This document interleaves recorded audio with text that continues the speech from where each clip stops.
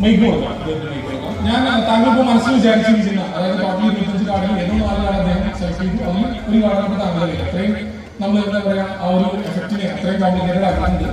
അപ്പൊ ഇപ്പൊ താങ്കളുടെ ഈ ഒരു കാർഡുണ്ട്. ആ കാർഡിലുള്ള വ്യക്തിയുടെ പേര് താങ്കൾ മനസ്സിൽ പറഞ്ഞുകൊണ്ടിരിക്കുക. ഞാൻ ചോദിക്കുമ്പോൾ തിരിഞ്ഞു നോക്കണ്ട, താങ്കൾ മൈക്കിലൂടെ പറഞ്ഞാൽ റെഡിയാണല്ലോ. ഓക്കെ, ഞാനത് എഴുതാൻ ശ്രമിക്കാം.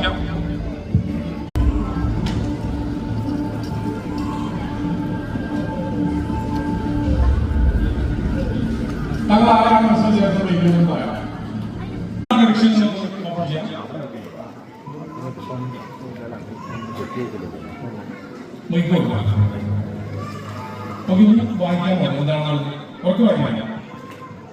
Just visit my Insta wall, you will find my wife.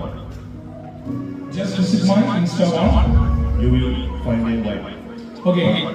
എല്ലാവരും മൊബൈൽ ഡാറ്റ ഓൺ ചെയ്യാം.